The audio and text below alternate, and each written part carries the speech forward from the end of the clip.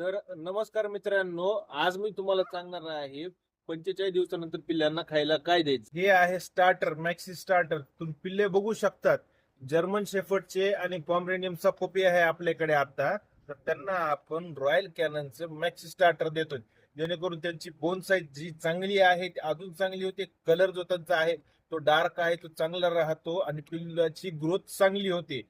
तर हे royal कॅननचे food आपल्याला पिल्लाला दिवसातून 4 वेळेस द्यायला पाहिजे. याच्यासोबत आपण व्हेजिटेबल सुद्धा ऍड करू शकतो, भोपळा ऍड करू शकतो, त्याच्यामध्ये आपण आलू ऍड करू शकतो, पनीर ऍड करू शकतो आणि दही देऊ शकतो. आणि विशेष म्हणजे थोडस उन्हाळ्यामध्ये काळजी घ्यावी लागते पिल्लांची. कूलर चालू पाहिजे. आता 10 वाजलेले आहे, सकाळची पण अजून पाणी चालू केलं नाही.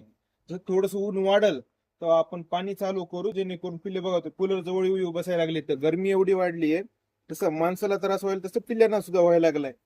तर अशी काळजी आपण पिल्ल्यांची घेतून आपल्याकडे नंबर 1 क्वालिटीचे पिल्ले आहेत. त्यांचे मदर फादर सुद्धा आपल्याकडे इथेच आहे, तुम्ही बघू शकता.